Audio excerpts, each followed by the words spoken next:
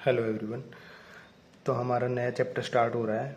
Chapter 8 quadrilateral, class 9th। Chapter 6 हमने पहले कर लिया है। चैप्टर 6 हमारा था lines and angles. Lines and angle में हमने पॉइंट के बारे में डिस्कस किया, लाइंस के बारे में डिस्कस किया, लाइन सेगमेंट, रेज, एंगल के बारे में डिस्कस किया, जैसे कि हमारे obtuse angle, acute angle, right angle और हमारे complementary angle, supplementary angle, adjacent angle, linear pair angle. ठीक है, एंगल्स के बारे में हमने डिस्कस किया था। फिर हमारा था चैप्टर 7 जो था हमारा वो ट्रायंगल से रिलेटेड था। तो उसमें हमने ट्रायंगल के बारे में देखा। ट्रायंगल्स हमारा 3 साइड, जिसमें क्या होती है हमारी क्लोज्ड फिगर होता है। जो हमारा ट्रायंगल हमारा क्या होता है, क्लोज्ड फिगर होता है। एक क्लोज्ड फिगर जिसमें क्या होती है हमारी 3 साइड होती हैं। 3 ही उसमें एंगल्स होते हैं और 3 ही वर्टिसेस होते हैं। 3 साइड, 3 एंगल और 3 ही वर्टिसेस। उसके बाद टाइप्स देखे थे हमने ट्रायंगल के। टाइप्स ऑफ ट्रायंगल हमारी बेस्ड ऑन साइड के बेस पे या फिर बेस्ड ऑन एंगल के बेस पे। ठीक है, साइड के बेस पे हमारे पास 3 टाइप के ट्रायंगल थे, जिसमें कि हमारे एक थी हमारी इक्विलेटरल ट्रायंगल जिसकी तीनों साइडें इक्वल होती हैं। एक थी फिर हमारी आइसोसेलेस ट्रायंगल जिसकी 2 साइडें इक्वल होती हैं। और एक थी हमारी स्केलेन ट्रायंगल जिसकी कोई भी साइड इक्वल नहीं होती है। फिर एंगल के बेसिस पे हमारी ट्रायंगल थी, जिसमें कि हमारी एक्यूट एंगल ट्रायंगल थी हमारी, जिसमें एंगल जो है सारे के सारे एंगल जो है वो 90 डिग्री से छोटे होते हैं। फिर हमारे पास थी राइट एंगल ट्रायंगल जिसमें एक एंगल जो है वो 90 डिग्री का होता है। और फिर हमारे पास थी एक ऑब्ट्यूस एंगल ट्रायंगल जिसमें कि एक एंगल जो है वो 90 डिग्री से ग्रेटर होता है। ठीक है, तो ये ट्रायंगल के बारे में हम डिस्कस कर चुके हैं। फिर ट्रायंगल में ही हमने कॉन्ग्रुएंसी देखी है। ठीक है, जिसमें हमारे पास congruency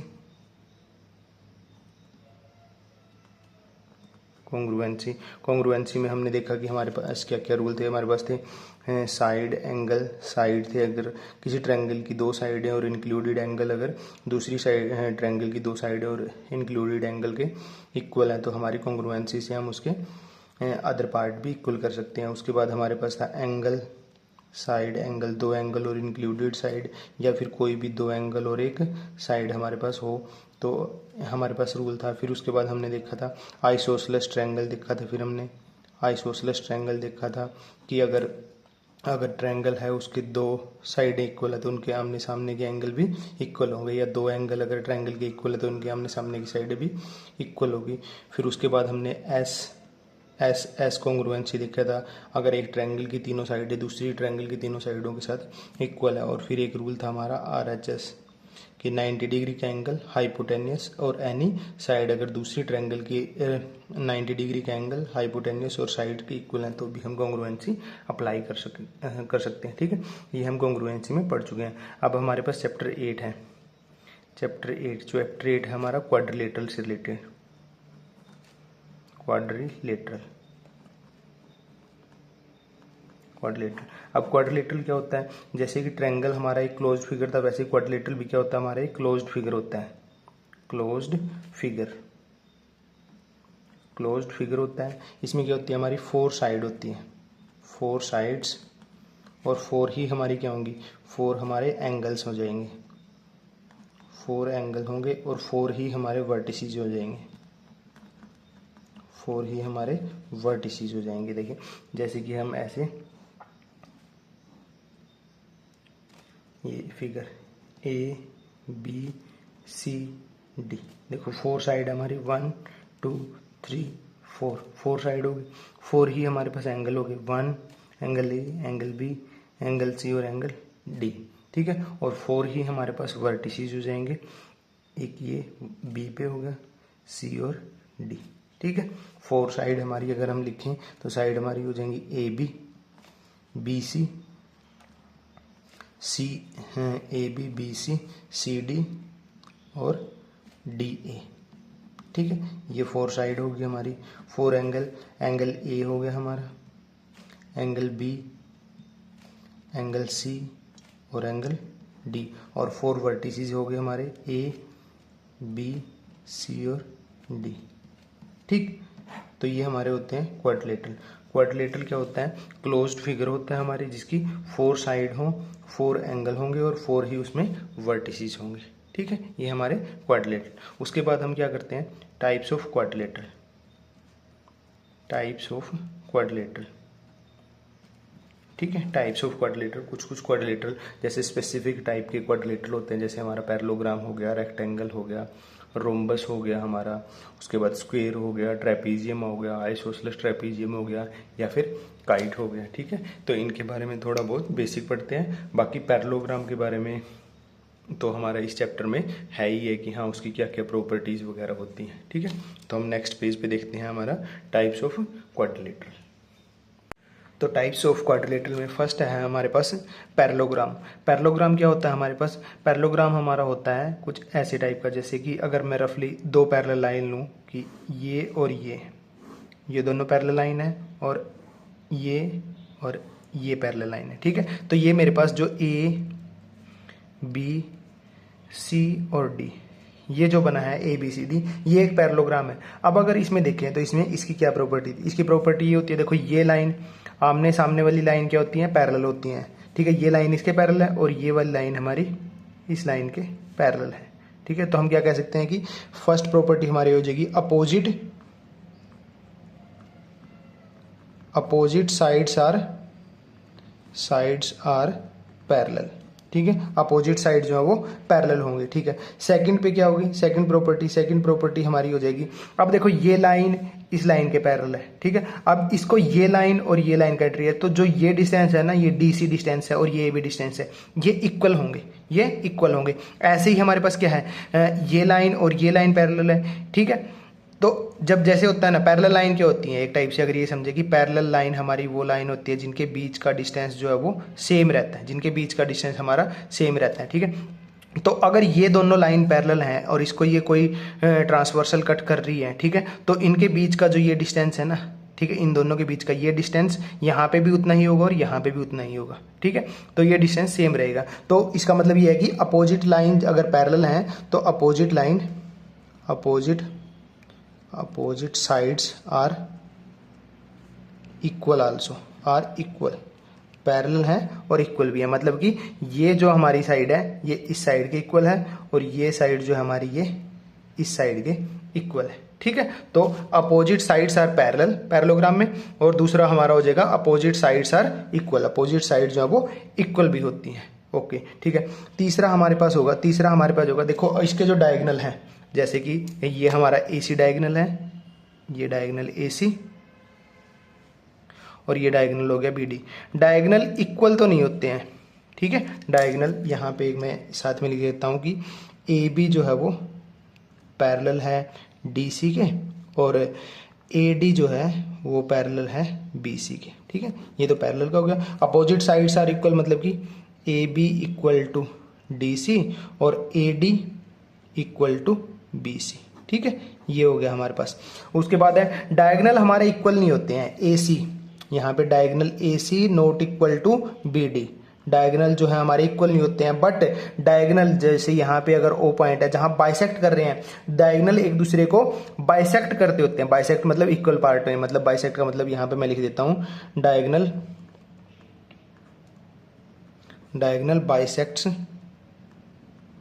bisect each other. Diagonal equal तो नहीं होते हैं, बट डायगोनल क्या करते हैं? बाइसेक्ट करते हैं हमारे। ठीक है, डायगोनल क्या करते हैं? बाइसेक्ट करते हैं। मतलब कि यहाँ पे हमारा हो जाएगा AO is equal to CO और BO is equal to DO, ये होता है हमारे पास। तीसरा D अगर पॉइंट लिखें, D हमारा पॉइंट हो जाएगा एंगल के रिगार्डिंग, कि हमारे जो अपोजिट एंगल्स होते हैं ना, जो अपोजिट एंगल मतलब कि ये एंगल जो है कंप्लीट एंगल, ये हमारा इस एंगल के इक्वल होगा। ठीक है, और ये जो कंप्लीट एंगल है ये हमारा इस एंगल के इक्वल होगा। Opposite angles are equal. ठीक है, opposite angles are equal. Opposite angle equal का मतलब ये हो गया कि angle A is equal to angle C और angle B is equal to angle D, angle B is equal to angle D. ठीक, ये हो जाएंगे हमारे पास। उसके बाद अगर एक चीज़ और देखें यहाँ पे, अगर मैं ई पॉइंट लिखूँ ऐसे, तो देखो बहुत सारी प्रॉपर्टी हो जाएंगी, कुछ तो जो है हमारे चैप्टर में भी डिस्कस होंगी, कुछ थ्योरम है।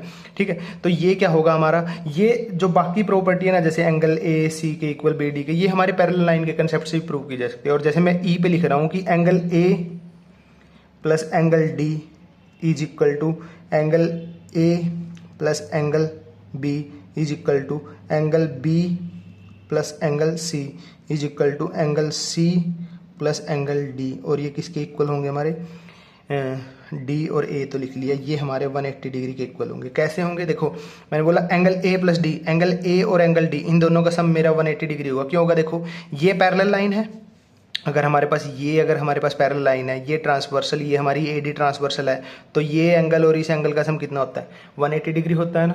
180 डिग्री क्यों, angle on the same side, consecutive angle on the same side of transversal, ये हमारा चैप्टर 6 जो था लाइन्स एंड एंगल, उसमें हम कर चुके हैं। Angle on the same side of transversal, उनका सम हमारा 180 डिग्री। ऐसे ही हमारे पास, अब देखो ये लाइन, ये दोनों लाइन पैरेलल हैं और ये ट्रांसवर्सल है। अब ये ट्रांसवर्सल है तो ये एंगल बी और ये एंगल, इनका भी 180 डिग्री सम होगा।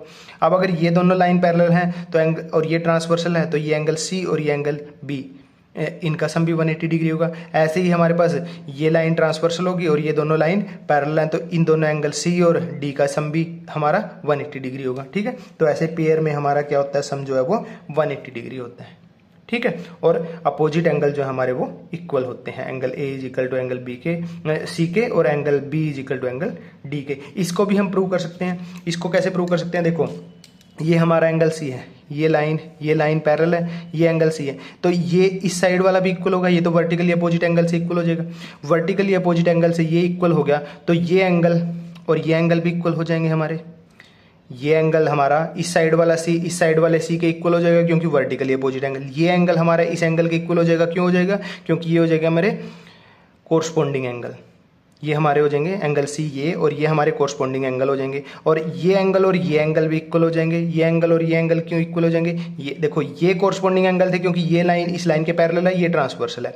अब ये एंगल और ये एंगल हमारे इक्वल हो जाएंगे, क्योंकि ये ट्रांसवर्सल और ये हमारी पैरेलल लाइन, तो कोरस्पोंडिंग एंगल के हिसाब से ये एंगल इसके इक्वल हो गया। ठीक है, तो अब ये इस साइड वाला इसके इक्वल हो गया, तो ये इसके भी इक्वल हो गया, और ये इसके भी इक्वल है, तो आपस में इक्वल हो गया ना। ये अगर मैं नाम दे दूं इसको, अगर मैं इसको नाम 1 दे रहा हूँ, इसको 2, इसको 3 और इसको 4 नाम दें, तो हम यहाँ से कह सकते हैं जैसे कि angle 2 is equal to angle 3, क्यों, वर्टिकली अपोजिट एंगल्स। ठीक है, angle 3 is equal to angle 4, क्यों, ये हो जाएंगे हमारे कोरस्पोंडिंग एंगल्स। कोरस्पोंडिंग एंगल कौन सी, 4 line A B and C D जो पैरेलल है, और ये जो हमारी बी सी जो है हमारी वो ट्रांसवर्सल होगी। उसके बाद angle 4 is equal to angle 1, ये क्यों, ये भी हमारे कोरस्पोंडिंग एंगल हो जाएंगे, बस लाइन चेंज हो जाएगी।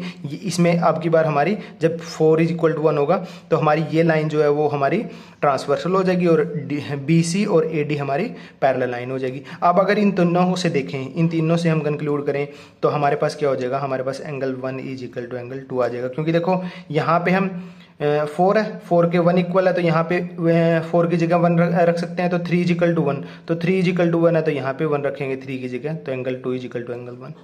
ठीक, तो इसका मतलब अपोजिट एंगल्स आर इक्वल। तो ये पैरेललोग्राम की सारी प्रॉपर्टी, और भी हो सकते हैं। ठीक है, पैरेलल लाइन के कंसेप्ट से, जैसे कि हम ये कह सकते हैं कि जो ये वाला एंगल है, ये वाला एंगल जो है हमारा, ये इस एंगल के इक्वल हो जाएगा। ये क्यों हो जाएगा, देखो ये हमारे पास पैरेलल लाइन है, और ये ए सी हमारी ट्रांसवर्सल होगी, ये डी सी और ये ए बी। ठीक है, ये लाइन इस लाइन के पैरेलल है, पैरेललोग्राम है, और ये होगी हमारी ट्रांसवर्सल, ये ट्रांसवर्सल होगी, तो ये एंगल इस एंगल के इक्वल होगा। क्यों होगा, अल्टरनेट इंटीरियर एंगल। ऐसे ही हमारे पास अगर मैं इसको यहाँ से मिलाऊं, तो ये एंगल, अगर मैं यहाँ पे इसको नाम दे दूँ 1 और ये 2, इसको मैं दूसरे से करता हूँ, ये 1 है और ये 2 है, ये दोनों इक्वल हो जाएंगे हमारे। और ऐसे ही हमारा ये जो है हमारा, ये इसके इक्वल हो जाएगा, ये 3 और ये 4, ये भी इक्वल हो जाएंगे हमारे। ठीक, तो ऐसे करके, और अगर हम ये वाली पैरेलल लाइन ले लें, और उसके बाद ये हमारी हो जाएगी डी ए सी बी, अगर ये पैरेलल लाइन ले ली और अब की बार इस पार्ट को यहाँ पे ए सी को मिलाएं तो अब की बार हमारे पास ये एंगल इस एंगल के इक्वल हो जाएगा, अल्टरनेट इंटीरियर एंगल, मतलब कि हमने अब की बार इस पार्ट को और इस पार्ट को इक्वल कर दिया। तो ये वाले जो हमने एंगल 1 इजिकल टू एंगल 2 जो किए हैं ये हम इस तरीके से भी कर सकते हैं। ठीक है, अगर आपको कंसेप्ट क्लियर है, पैरेलल लाइन वाला कंसेप्ट क्लियर है ना, तो कोई मुश्किल नहीं है, पैरेललोग्राम आ जाए या किसी भी टाइप का हमारे पास क्वाड्रिलेटरल आ जाए, सारे के सारे एंगल से रिलेटेड क्वेश्चन तो ऑटोमेटिकली ही आपके ठीक हो जाएंगे, मतलब ठीक है। और साइड अगर हम जो है आइसोसेलेस ट्रायंगल वाला कंसेप्ट यूज करके उससे भी हम क्या है बहुत सारा आइसोसेलेस के कंसेप्ट यूज होंगे जिससे कि हम साइड्स भी इक्वल कर सकते हैं, तो पता लग जाएगा कि साइड इक्वल हैं, डायगोनल इक्वल होंगे या नहीं होंगे। ठीक है, तो ये हमारा पैरेललोग्राम। इसके बाद है नेक्स्ट पेज पे हम देखते हैं हमारा क्या हमारा होगा, नेक्स्ट होगा हमारा रेक्टेंगल। ठीक है, रेक्टेंगल, उसके बाद रोम्बस और स्क्वायर। ठीक, तो नेक्स्ट पेज से शुरू करते हैं। तो नेक्स्ट है हमारा रेक्टेंगल। अब रेक्टेंगल कैसे है कि जैसे अगर हम ये दो पैरेलल लाइन थी हमारी, ठीक है, ये दो पैरेलल लाइन थी और अगर इनको जो दूसरा पेयर ऑफ पैरेलल लाइन है ये परपेंडिकुलरली बाइसेक्ट करते हैं, मतलब कि अगर हमारे पास ये ए बी सी डी है, ठीक है। सबसे पहले तो क्या है, सबसे पहले तो नोट है कि रेक्टेंगल जो है, rectangle is a special case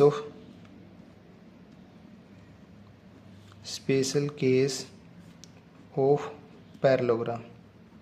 ठीक है, रेक्टेंगल क्या है, एक स्पेशल केस है पैरेललोग्राम का। स्पेशल केस क्यों है, क्योंकि रेक्टेंगल में जो था हमारा, रेक्टेंगल जो था उसमें क्या है कि एंगल जो है वो कुछ भी हो सकते हैं, उसमें 90 डिग्री भी हो सकता है, 60 40, मतलब क्या है कि अगर मैं यहाँ पे दिखाऊं कि ये देखो यहाँ पे क्या है कि लाइन जो है मैंने वो थोड़ी सी टेढ़ी खींची है। ठीक है, ये एंगल ये थोड़ी सी और भी टेढ़ी हो सकते हैं, जैसे ये लाइन पैरेलल और ये कुछ ऐसे और ये ऐसे कुछ ऐसे। यहाँ पे जो एंगल बन रहे हैं इस एंगल की बात हो रही है, ये जो अंदर एंगल बन रहे हैं, ठीक है, ये हमारे देखो यहाँ पे 90 से छोटा है, यहाँ पे 90 से बड़ा है। ठीक है, तो ये एंगल हमारे कुछ भी हो सकते हैं। ठीक है, मतलब इक्वल होंगे ये एंगल और ये एंगल, वो अलग बात है, पर ये एंगल की वैल्यू कुछ भी हो सकती है। ठीक है, बट यहाँ पे रेक्टेंगल के केस में अगर देखें, यहाँ पे रेक्टेंगल के केस में देखें तो ये एंगल जो है हमारा 90 डिग्री का होता है। ये एंगल 90 डिग्री का होगा तो ये एंगल भी कितने का हो जाएगा, 90 डिग्री का हो जाएगा, और ये एंगल भी 90 डिग्री का हो जाएगा, ये एंगल भी हमारा 90 डिग्री का हो जाएगा।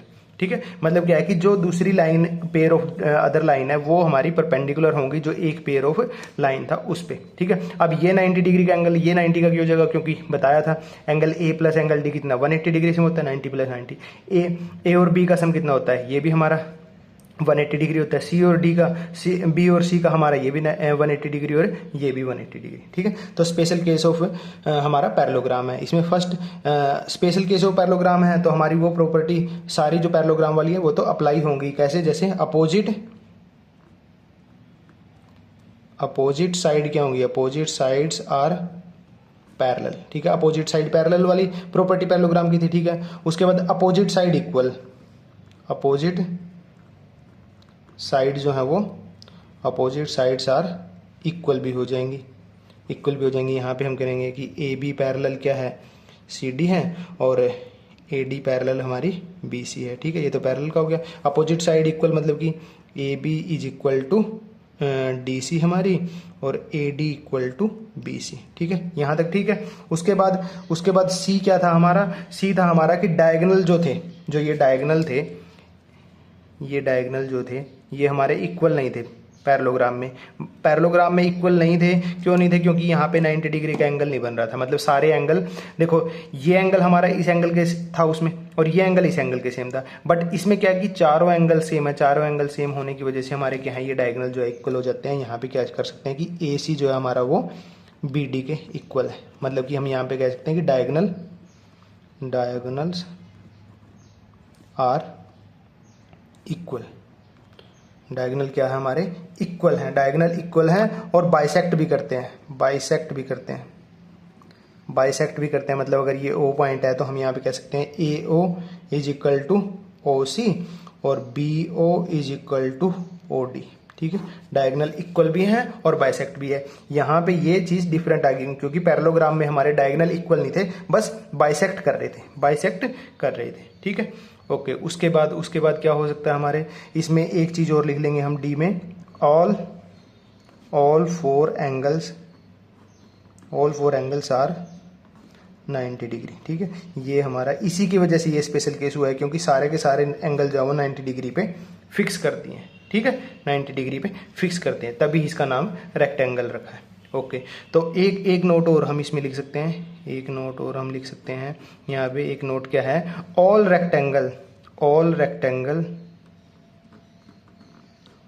Rectangles are parallelogram. सारे के सारे रेक्टेंगल जो है वो हमारे पैरेललोग्राम है, but all parallelograms are not rectangle. ठीक है, सारे के सारे रेक्टेंगल, इस रेक्टेंगल को हम पैरेललोग्राम बोल सकते हैं कि ABCD is a rectangle. Yes, ABCD is a parallelogram. Yes, क्योंकि 90 डिग्री का एंगल हो सकता है उसमें, एक ही तो डिफरेंस है कि ये एंगल 90 पे फिक्स कर दिए। बट सारे के सारे पैरेललोग्राम को हम रेक्टेंगल नहीं बोल सकते क्योंकि ये हमारा पैरेललोग्राम है बट और रेक्टेंगल भी है। बट क्या ये एक पैरेललोग्राम है? हाँ। क्या ये रेक्टेंगल है? नहीं, ये रेक्टेंगल नहीं है क्योंकि ये एंगल 90 डिग्री का नहीं है। ठीक है, तो सारे के सारे रेक्टेंगल जो है वो पैरेललोग्राम होते हैं, बट सारे के सारे हमारे पैरेललोग्राम रेक्टेंगल नहीं होते हैं। ओके, तो ये चीज़ आपको बता दी है कि अपोजिट साइड इक्वल हो जाएगी, पैरेलल हो जाएंगी, डायगोनल जो है हमारे इक्वल हो जाएंगे, बाइसेक्ट करेंगे। ठीक है, ये हो गया हमारा रेक्टेंगल के बारे में। उसके बाद है हमारे पास रोम्बस। उसके बाद हम देखेंगे रोम्बस। अच्छा, उसमें ये एंगल, ये तो एंगल दिख ही रहे हैं कि आमने सामने के एंगल इक्वल होते हैं, चारों एंगल ही, क्योंकि 90 डिग्री के होते हैं। ठीक है, तो नेक्स्ट पेज पे हम देखेंगे हमारा क्या, रोम्बस। ओके, तो नेक्स्ट है हमारा रोम्बस। ठीक है, रोम्बस में भी एक नोट डाल लेते हैं। रोम्बस भी हमारा क्या होता है, नोट यहाँ पे भी डाल लेते हैं। Rhombus is a special case of parallelogram. Rhombus is a special case of parallelogram. Sir, ये रोम्बस जो है वो स्पेशल केस क्या था, वो रेक्टेंगल का याद करो। रेक्टेंगल पैरेललोग्राम का स्पेशल केस है क्योंकि उसके चारों एंगल 90 डिग्री के फिक्स कर दिए। अब रोम्बस में क्या है, रोम्बस हमारा पैरेललोग्राम का स्पेशल केस है क्योंकि इसमें जो है वो साइड्स जो है वो चारों की चारों साइडें इक्वल कर दिए। पैरेललोग्राम में चारों साइडें इक्वल नहीं थी, जैसे ये हमारे साइड पैरेलल है। ठीक है, अब जैसे यहाँ से ये हमारी लाइन, अब जो ये डिस्टेंस है उतना ही, जितनी ये साइड है उतनी ही यहाँ पे ये साइड लेके ऐसे, ठीक है, ये पैरेलल लाइन दूसरी ऐसे खींच दी। ठीक है, तो यहाँ पे ABC और D ये हमारा रोम्बस है। ठीक है, ABCD ये हमारा रोम्बस है क्योंकि इसमें क्या है, एक तो देखो हमारे पास पहला पॉइंट तो हम पैरेललोग्राम वाला क्या, opposite sides are parallel.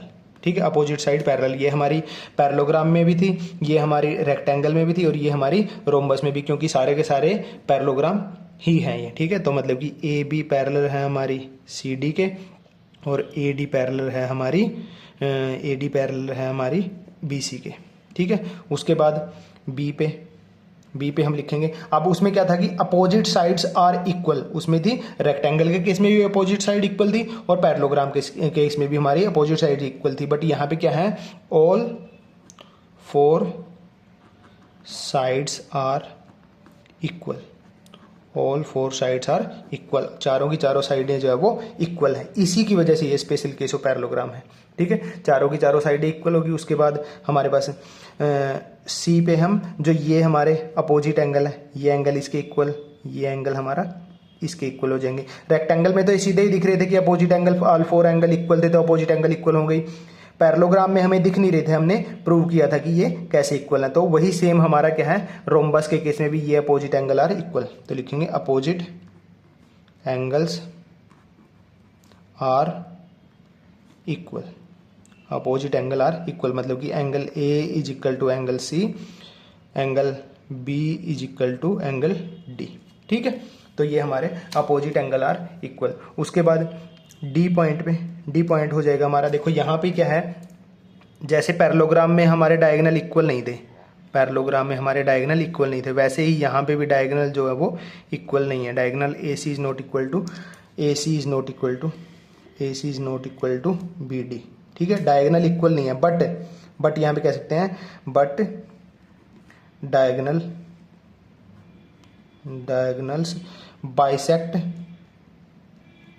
Bisect each other. Even bisect की जगह हम यहाँ लिख सकते हैं कि डायगोनल्स, यहाँ पे ऐसे लिख सकते हैं हम diagonals perpendicularly bisect, perpendicularly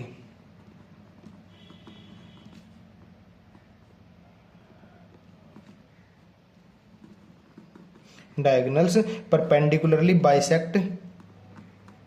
bisects each other, ठीक। डायगोनल जो है वो बाइसेक्ट करते हैं, कैसे? परपेंडिकुलरली। मतलब कि यहाँ पे हम कह सकते हैं अगर ये AO पॉइंट है, मतलब यहाँ पे है हमारे पास कि AO is equal to OC और BO is equal to OD, ठीक है, ये तो है ही है। साथ में जो ये एंगल है, यहाँ पे जो ये एंगल बन रहा है, यहाँ पे जो ये एंगल है, ये हमारे कितने हैं? 90 डिग्री के एंगल है, 90 डिग्री का है, क्योंकि ये परपेंडिकुलर है, तो ये था हमारा पैरेललोग्राम, नहीं sorry rhombus, special case of हमारा पैरेललोग्राम, ठीक है। इसमें अगर आगे देखेंगे तो हमारा ये एंगल इस एंगल के इक्वल आ जाएगा, ये आधा पार्ट इस आधे पार्ट के इक्वल आ जाएगा, और दोनों को जोड़ेंगे तो हमारा वो कंप्लीट। ऐसे ही सेम हमारे पास ये हमारा आधा इसके इक्वल आ जाएगा, और ये वाला हमारा इस पार्ट के इक्वल भी आ जाता है, ठीक है। तो ये हमारा हो गया रोम्बस। इसमें एक नोट और लिख लेते हैं, नोट है हमारा, जैसे रेक्टेंगल में लिखा था कि all rectangle are parallelogram but all parallelogram are not rectangle, तो यहाँ पे भी सेम हम all rhombus are parallelogram but all parallelogram are not rhombus, क्यों? सारे के सारे पैरेललोग्राम तो सारे के सारे रोम्बस तो हमारे क्या है? पैरेललोग्राम है। देखो ये ABCD हमारा रोम्बस है, इसको हम पैरेललोग्राम भी बोल सकते हैं। पैरेललोग्राम की प्रॉपर्टी क्या होती है? आमने सामने की साइडें हमारी पैरेलल होती हैं, पैरेलल है हमारी। उसके बाद आमने सामने की साइडें इक्वल होती हैं, इसमें चारों साइडें इक्वल है, तो आमने सामने की साइड इक्वल होंगी ही हमारी, ठीक है। तो बट सारे के सारे पैरेललोग्राम हमारे रोम्बस नहीं हो सकते, क्यों? क्योंकि जिसमें आमने सामने की साइडें इक्वल होंगी, मान लो कि जैसे ये है हमारा, ये हमारा पैरेललोग्राम तो है, आमने सामने की साइडें पैरेलल भी हैं और इक्वल भी हैं, बट इसमें चारों साइड इक्वल नहीं है ना। रोम्बस के केस में तो हमारी क्या होनी चाहिए? चारों साइडें इक्वल होनी चाहिए, ठीक है। तो ये हमारा हो गया रोम्बस। उसके बाद है हमारे पास स्क्वायर, जो हम नेक्स्ट पेज पे करेंगे, ओके। तो नेक्स्ट है हमारा स्क्वायर। अब स्क्वायर में भी हम स्टार्टिंग में ही नोट लिख लेते हैं, स्क्वायर को हम कह सकते हैं square is a special case of parallelogram, या तो इसको स्पेशल केस ऑफ पैरेललोग्राम बोल लो, या इसको ऐसे भी बोल सकते हैं square is a special case of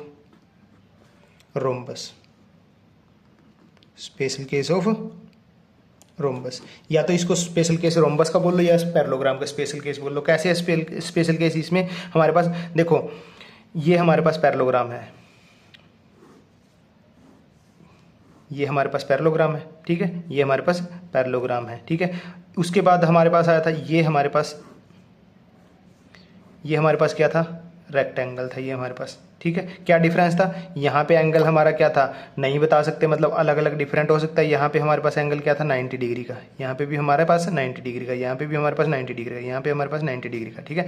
ये साइड इसके इक्वल थी, ये साइड इसके इक्वल थी, इसमें भी हमारे पास ये साइड इसके इक्वल थी, ये वाली साइड इसके इक्वल थी, ठीक है। पैरेलल तो है ही है, ठीक है। उसके बाद हमारे पास आया था ये रेक्टेंगल था, उसके बाद आया था हमारे पास रोम्बस में क्या था हमारे पास? साइड पैरेलल है और ये हमारे पास, ठीक है। ये एंगल हम नहीं बता सकते थे, कुछ भी हो सकता था, ठीक है। ये एंगल हम नहीं बता सकते थे। यहाँ पे हमारे पास क्या था? चारों साइडें क्या थी? इक्वल थी, चारों साइडें क्या थी? इक्वल थी। देखो पैरेललोग्राम का स्पेशल केस ये होगा, पैरेललोग्राम का ही स्पेशल केस ये होगा। ये रेक्टेंगल हमारा स्पेशल केस इसलिए क्योंकि 90 डिग्री का एंगल हो गया। यहाँ पे रोम्बस हमारा पैरेललोग्राम का स्पेशल केस इसलिए है क्योंकि चारों साइडें इक्वल होगी। अब हमारे पास आया स्क्वायर में क्या होता है हमारे पास? स्क्वायर में होता है हमारे पास ये चीज़, चारों साइडें इक्वल होती हैं, चारों साइडें इक्वल होती हैं। रोम्बस का स्पेशल केस, रोम्बस में भी हमारी चारों साइडें इक्वल होती है और 90 डिग्री का एंगल होता है, 90 डिग्री का एंगल होता है। इसको हम square is a special case of rectangle भी बोल सकते हैं। स्क्वायर को हम स्पेशल केस ऑफ रेक्टेंगल क्यों बोल सकते हैं? देखो रेक्टेंगल में हमारी आमने सामने की साइड इक्वल होती है 90 डिग्री, 90 डिग्री का एंगल है, इसमें भी 90 डिग्री, इसमें चारों साइड इक्वल है, चारों साइड इक्वल है तो हम ये नहीं कह सकते कि आमने सामने की साइड इक्वल है, आमने सामने की साइडें भी इक्वल होंगी ही हमारी, ठीक है। तो यहाँ पे अगर यहाँ पे ए बी सी डी, तो square is a special case of parallelogram भी बोल सकते हैं, square is a special case of rhombus भी बोलते हैं, square is a special case of rectangle भी बोल सकते हैं हम, ठीक है। तो यहाँ पे हमारे पास क्या स्क्वायर में हम लिखेंगे कि क्या है, अपोजिट साइड्स आर पैरेलल। यहाँ पे अगर हमारे पास ये ए बी सी डी अगर स्क्वायर है, पैरेलल का मतलब ये हो गया कि ए बी जो है वो पैरेलल है सी डी के और ए डी जो है वो पैरेलल है हमारे बी सी के, ठीक। उसके बाद दूसरे बी पॉइंट हमारा हो जाएगा ऑल, यहाँ पे अपोजिट साइड इक्वल की जगह हम क्या लिखेंगे, all 4 sides are equal, all 4 side are equal. और सी पॉइंट पे all 4 angles are equal, all 4 angle are equal and 90 degree each. सारे के सारे चारों एंगल हमारे क्या है, इक्वल होते हैं और कितने कितने के होते हैं, 90 डिग्री ईच होते हैं, ठीक है। यहाँ पे डी पॉइंट में क्या लिखेंगे हम, डी पॉइंट में लिखेंगे कि हमारा जो ये डायगोनल है वो डायगोनल क्या होंगे, डायगोनल हमारे a c is equal to b d, diagonals are equal, diagonal जो हमारे इक्वल भी होंगे, बाइसेक्ट भी करेंगे और परपेंडिकुलर भी होंगे, और परपेंडिकुलर भी होंगे। मतलब कि अगर ये ओ पॉइंट है तो बाइसेक्ट करेंगे तो इक्वल है, ये वाली चीज लिख दी। बाइसेक्ट करेंगे मतलब कि a o is equal to o c और b o is equal to o d, और परपेंडिकुलर मतलब कि हमारे पास जो ये एंगल है, हमारे ये एंगल जो है ये 90 डिग्री के होंगे, ये हमारे 90 डिग्री के होंगे, ओके। तो ये थी हमारी स्क्वायर के केस में प्रॉपर्टीज, ठीक है। आई होप ये सारे के सारे यहाँ पे लिस्ट किए हैं। पैरेललोग्राम और रोम्बस में क्या डिफरेंस है, यहाँ पे पैरेललोग्राम और रेक्टेंगल में क्या डिफरेंस है, यहाँ पे 90 डिग्री का एंगल होता है, यहाँ पे 90 डिग्री का होना जरूरी नहीं है, ठीक है। हो भी सकता है, नहीं भी हो सकता है। जैसे रेक्टेंगल के केस में क्या लिखा था, रेक्टेंगल के केस में लिखा था यहाँ पे, रेक्टेंगल में के केस में all rectangle are parallelogram but all parallelogram are not rectangle. Rhombus के केस में लिखा था all rhombus are parallelogram but all rhombus are parallelogram but all parallelogram are not rhombus, ठीक। तो ऐसे ही हम यहाँ पे लिखेंगे, यहाँ पे हम लिख सकते हैं ऑल, यहाँ पे नोट में लिखते हैं all square are parallelogram, all square are parallelogram but all parallelogram are not square. सारे के सारे ऑल स्क्वायर, सारे के सारे स्क्वायर तो हमारे पैरेललोग्राम है, बट सारे के सारे पैरेललोग्राम हमारे स्क्वायर नहीं है। देखो स्क्वायर में 90 डिग्री होता है, पैरेललोग्राम में भी 90 डिग्री हो सकता है, बट अगर ये पैरेललोग्राम है, ठीक है, इसमें 90 डिग्री का होना कोई जरूरी नहीं है। तो ये मान लो, देखो इसमें एग्जांपल ये दे लो कि ये हमारा पैरेललोग्राम है, क्या स्क्वायर है, नहीं है, ठीक है। ये हमारे पास स्क्वायर है, क्या ये स्क्वायर है, हाँ 90 डिग्री के हैं और आमने सामने की साइडें भी इक्वल है। क्या ये पैरेललोग्राम होगा, बिल्कुल पैरेललोग्राम में भी होगा, 90 डिग्री का एंगल हो सकता है। यहाँ पे एक नोट और लिख सकते हैं हम, एक नोट और क्या लिख सकते हैं, all square are rhombus but all rhombus are not square, सारे के सारे ऑल स्क्वायर, सारे के सारे स्क्वायर को तो हम रोम्बस बोल सकते हैं, बट सारे के सारे रोम्बस को हम स्क्वायर नहीं बोलते। देखो ये स्क्वायर है और ये हमारा रोम्बस है, देखो इसमें आमने सामने की साइड चारों की चारों साइड इक्वल है, इसमें भी चारों की चारों साइड इक्वल है। रोम्बस में हमारे पास 90 डिग्री का एंगल हो सकता है, बिल्कुल हो सकता है, स्क्वायर में तो हमारा 90 डिग्री का एंगल होता ही है। बट क्या इस रोम्बस को हम स्क्वायर बोल सकते हैं? नहीं, इस रोम्बस को हम स्क्वायर नहीं बोल सकते क्योंकि 90 डिग्री का नहीं है। ओके, एक नोट और लिख लो, एक नोट और ये है, ये नोट है कि all square are rectangle, all square are rectangle but all rectangle are not square. सारे के सारे स्क्वायर, इस स्क्वायर को हम रेक्टेंगल बोल सकते हैं क्योंकि रेक्टेंगल में 90 डिग्री के एंगल होते हैं, 90 डिग्री के एंगल है। रेक्टेंगल में हमारे पास आमने सामने की साइड इक्वल है, इसमें चारों साइड इक्वल है। ठीक है, सारे के सारे स्क्वायर तो रेक्टेंगल है, बट सारे के सारे रेक्टेंगल हमारे स्क्वायर नहीं है। क्यों? क्योंकि इसमें आमने सामने की साइड इक्वल होती है, चारों साइड इक्वल होनी जरूरी नहीं है। ठीक, तो सारे के सारे स्क्वायर तो हमारे रेक्टेंगल हैं, बट सारे के सारे रेक्टेंगल हमारे स्क्वायर नहीं है। कुछ पर्टिकुलर हो सकते हैं, इसमें भी कुछ पर्टिकुलर रोम्बस हो सकते हैं जिसमें 90 डिग्री का है, कुछ पर्टिकुलर पैरेललोग्राम हमारे स्क्वायर हो सकते हैं जिनमें 90 डिग्री का एंगल हो और चारों साइडें इक्वल हो हमारी, वो हो सकते हैं, बट सारे नहीं हो सकते। ऑल की बात की गई है यहाँ पे। ठीक है, तो ये तीनों नोट। और अगर आप ये चीज़ जो भी मैं बेसिक इन्फॉर्मेशन दे रहा हूँ, ये ऐसा लगेगा कि चैप्टर से ज़्यादा हो रहा है, बट अगर आप ये चीज़ कर लोगे तो आपके क्वेश्चन भी बहुत इजीली होंगे और फ्यूचर के लिए भी आपको जो भी क्वाड्रिलेटरल से रिलेटेड है क्वेश्चन आएंगे वो आप इजीली कर लोगे, सारे के सारे कंसेप्ट यहाँ पे क्लियर हो जाएंगे। ठीक है, तो यहाँ पे हमारा स्क्वायर कंप्लीट होता है। उसके बाद आ जाता है हमारा ट्रेपीजियम, आइसोसेलेस ट्रेपीजियम और काइट। ठीक है, वो हम नेक्स्ट पेज पे करते हैं। तो नेक्स्ट है हमारे पास ट्रेपीजियम एंड आइसोसेलेस ट्रेपीजियम। तो ट्रेपीजियम क्या होता है? ट्रेपीजियम होता है जिसमें हमारे पास एक पेयर ऑफ लाइन जो है वो पैरेलल होती है। एक पेयर, दोनों पेयर नहीं, पैरेललोग्राम अब तक जो किए हैं उनमें दोनों पेयर हमारे पास पैरेलल थे। इसमें क्या है कि हमारे पास जैसे ये और ये दो लाइनें हमारे पास पैरेलल होगी, बाकी जो है वो दो अदर लाइन जो है वो हमारी नॉन पैरेलल होंगी। ये लाइन इस लाइन के पैरेलल है हमारे पास, A B C और D। तो यहाँ पे क्या है, यहाँ पे हमारे पास हो जाएगा one pair of parallel lines. ठीक है, यहाँ पे हमारे पास एक पेयर ऑफ पैरेलल लाइन होती है, दूसरी जो है वो नॉन पैरेलल लाइन होती है। ठीक है, ये AD और BC हमारी नॉन पैरेलल है। यहाँ पे हम लिखेंगे AB जो है पैरेलल हमारी CD है, AB जो हमारी पैरेलल CD होगी। आइसोसेलेस ट्रेपीजियम में क्या होगा? आइसोसेलेस ट्रेपीजियम हमारा होगा कि जिसमें एक पेयर ऑफ लाइन पैरेलल होंगी और जो नॉन पैरेलल लाइन है वो हमारी इक्वल होंगी, तो यहाँ पे होगा हमारे पास ये लाइन इस लाइन के पैरेलल और ये साइड इस साइड के इक्वल। पेन एक सेकंड। तो यहाँ पे हमारे पास ये साइड जो है वो इस साइड के इक्वल होगी। तो यहाँ पे A पॉइंट हमारा हो जाएगा one pair of parallel line, जो कि हमारी हो जाएगी, अगर इसका नाम A B C और D रखें तो AB हमारे पास पैरेलल होगी CD के और B हो जाएगा हमारे पास one pair of equal line, मतलब कि AD जो है हमारे पास AD is equal to BC होगा हमारे पास। ओके, तो ये था हमारा ट्रेपीजियम और आइसोसेलेस ट्रेपीजियम। आइसोसेलेस ट्रेपीजियम को हम नॉर्मल ट्रेपीजियम बोल सकते हैं, बस normal trapezium are not isosceles trapezium. ठीक है, ये याद रहेगा क्योंकि ये भी ट्रेपीजियम है, ये भी ट्रेपीजियम है। ये ट्रेपीजियम नॉर्मल है, ये आइसोसेलेस ट्रेपीजियम है जिसमें दोनों साइड इक्वल है। 7th नंबर पे हमारे पास काइट। 7th नंबर पे हमारे पास काइट हमारा कुछ ऐसे होता है, ये ऐसे, और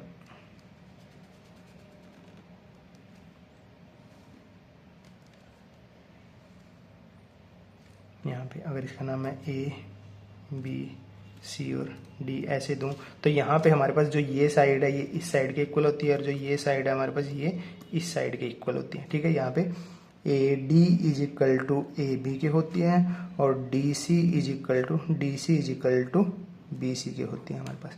तो यहाँ पे two pair of adjacent side are equal, two pair of adjacent side are equal. ठीक है, two pair of adjacent side are equal, ये हमारे पास होता है काइट हमारा। ठीक है, काइट के बारे में ज़्यादा कुछ नहीं है आपके चैप्टर में, बट फिर भी बेसिक इन्फॉर्मेशन मिल गई। और यहाँ पे ये क्या है, जो है ये अगर ओ पॉइंट है तो ये जो है बाइसेक्ट करती है परपेंडिकुलर, ये 90 डिग्री का एंगल होता है और BO is equal to OD होता है हमारा। ये जो है यहाँ पे, ठीक है, और ये 90 डिग्री पे बाइसेक्ट करते हैं। ओके, तो ये था हमारा बेसिक जो है वो कंप्लीट होता है। नेक्स्ट लेक्चर में जो हमारी थ्योरम्स हैं चैप्टर 8 की, ठीक है, वो थ्योरम्स करेंगे, ठीक है, उन सारी थ्योरम को, और उसके बाद हम कुछ प्रैक्टिस क्वेश्चन, एग्जाम्पल, और वो हमारा सीक्वेंस जो हम पहले फॉलो करते आ रहे हैं वही का वही चलेगा, ठीक है। तो सबसे पहले ये जो बेसिक कराया है इस चैप्टर में, इसको बिल्कुल क्लियर कर लो कि हाँ क्या चीज़ है। अगर कुछ चीज़ नहीं समझ में आई है कि ये चीज़ इसमें कन्फ्यूजिंग लग रही है तो वो कमेंट करो, ठीक है, वो दोबारा से वीडियो बना के आपको समझा दी जाएगी। Okay, thank you.